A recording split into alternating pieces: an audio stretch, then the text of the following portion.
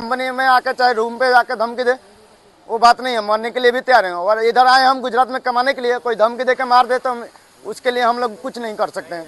વાઘોડિયા જેડીસીમાં આવેલા 1015માં શંકર પેકેજિંગ કંપનીના કામદારોનું છેલ્લા 4 દિવસથી પ્રતિક ઉપવાસ તેમજ ધરણા પ્રદર્શન. કામદારોને પોતાના હક તેમજ ન્યાય મળતા આંદોલન કરી કંપની સામે વિરોધ કરી ન્યાયની માંગ કરી. કામદારોને મળવાપાત્ર હકો તેમજ છૂટા કરેલા કામદારો પરત લેવા માટેના ન્યાય આપવા માટે ધારાસભ્ય તેમજ કોઈ સામાજિક કાર્યકર પણ જોવા નથી આવ્યું. વાઘોડિયા વિધાનસભાના સક્ષમ ધારાસભ્ય તેમના વિધાનસભાના યુવાનોને શંકર પેકેજિંગ કંપનીના ગેટ પર પ્રતિક ઉપવાસ આંદોલન તેમજ ધરણા પ્રદર્શન કરવાની જરૂર પડે શરમજનક વાત છે. બ્યુરો રિપોર્ટ પ્રદીપ બારિયા સાથે cameraman Anil Bariya, Diu mirror news, Waghodia. 29 તારીખે અમે શંકર પેકેજિંગ કંપનીના વર્કરો સૌ સાથે મળી અને મામલતદાર સાહેબશ્રીની કચેરીમાં આવેદનપત્ર આપવા આવ્યા છે. આવેદનપત્ર એ છે કે આ જે શંકર પેકેજિંગ કંપનીની અંદર છે એ કામદારોનું શોષણ બહુ વધી ગયું છે.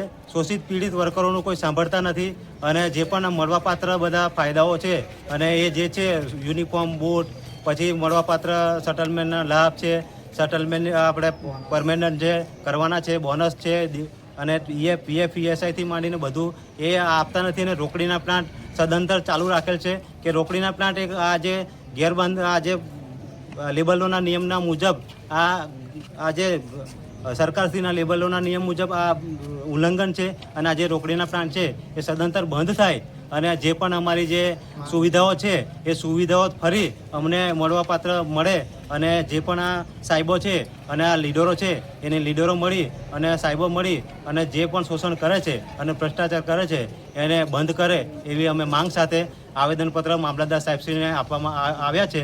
તો આ સાહેબશ્રીને પણ આપણે એક વિનંતી કરીએ છીએ કે સાહેબશ્રી આ જે પણ આવેદનપત્ર અમે આપ્યું છે એ ગાંધીનગર સ્થિત અને જે પણ લાગતા વળગતા અધિકારી સાહેબશ્રીઓને પહોંચાડે અને અમારી આ જે અરજીઓ છે અને આવેદનપત્ર છે એને સુલે સૂચના મુજબ અમલ કરાવે ये हमारी मांग है. जितना आदमी है ना 20 वर्ष से 15 वर्ष से काम करे, किसी का पेमेंट बराबर ना मिले. 10-15 साल से काम कर रहे हैं मेरा आदमी, किसी का पेमेंट बराबर ना मिले. 2 साल से आया उसका पेमेंट बराबर मिल रहा है. हम लोग 20 साल से इधर काम करे, 15 साल से काम करे, 10 साल से काम करे, किसी को पेमेंट बराबर नहीं मिलता है. उसका संबंधी है कंपनी वाला, उसको पेमेंट मिलता है, हम लोग को नहीं मिलता है. हम लोग रिजाइन रखने के लिए भी तैयार है. अपने पास जितना 20-15 आदमी है ना रिजाइन रखने के भी तैयार. हम लोग को पेमेंट नहीं मिलेगा, हम लोग काम नहीं करना चाहते हैं, हम लोग चला जाएंगे बाहर वाला जितना है उतना. 15-20 साल से काम कर हम लोग को एक भी आदमी का पेमेंट बराबर नहीं मिलता है. कोई भी है ऐसा आदमी नहीं है ना हमारा 10-15 साल से कोई इधर काम नहीं करता है. जो भी है जो 10 साल से ऊपर ही काम करता है मेरा आदमी, सभी को किसी को पेमेंट बराबर नहीं मिलता. किसी को 555 मिलता है, किसी को 569 मिलता है, किसी को 687 मिलता है. ये जितना है, जितना कार्ड नंबर वाला जितना है पुराना ही नंबर है, पूरा ओके डिटेल में रखा हूँ. किसका कितना पेमेंट मिलता है 2018 में, 2016 में जितना पेमेंट मिलता है सब डिटेल में रखा हूँ मैं. सबको पेमेंट बराबर नहीं मिलता है.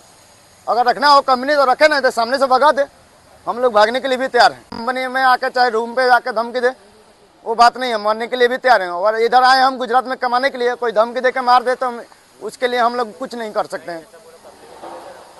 अगर रूम पे कोई धमकी दे कि तुम लोग काम करो चाहे बाहर निकल जाओ,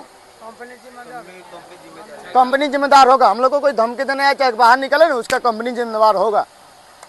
हम लोग मरने के लिए तैयार है, नहीं तो इधर से नौकरी छोड़ के जाने के लिए भी तैयार है. મારું નામ પરમાર પરેશભાઈ છે. હું શંકર પેકેજિંગમાં 1015માં કામ કરું છું અને આજે લીડરો બધા વર્કરોને ઘેરથી લાઈન કંપનીમાં બેસાડેલા છે અને અહીંયા છે ને અમે પૂછવા જઈએ છે તો બોલે છે કે હું મારા યુનિયનના છે. તો અમે યુનિયનમાં નહીં, અમુને અહીંયા બહાર કાઢી મૂક્યા છે અને અમુને કહે છે કે તમારે કે અને જેટલો પગાર આલે એટલો લેવો પડે એવું કહે છે. અને અમુને પાછલા ગેટે બધા વર્કરોને ગાલ્યા છે 500 રૂપિયા આપીને અને ધાક ધમકી આપીને. અને બધા વર્કરોને એવું કહે છે કે તમે બધા અંદર જો. અને 14-15ના વર્કરોને હોય લાઈન 1015માં બેસાડેલા છે. કટિંગના વર્કરો બધા બહાર છે તો કટિંગના વર્કરોને અંદર કંપનીમાં લાઈને બેસાડેલા છે.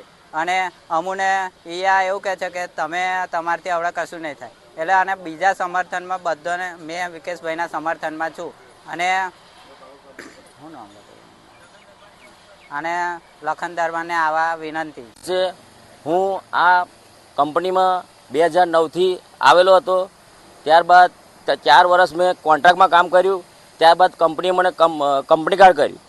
2015થી કંપની કાર્ડ કર્યું, પણ મારો રેટ 500 લેખે મળે છે. અત્યારે પહેલાં મારો રેટ વધારે હતો. આગળની પગાર છે આ છે.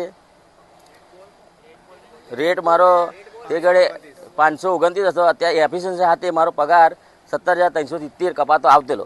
અત્યારે મારો રેટ 500 છે અને અત્યારે કપાતો રેટ 10,552 આવે છે. તો કંપની મને મારું બહુ શોષણ કરે છે.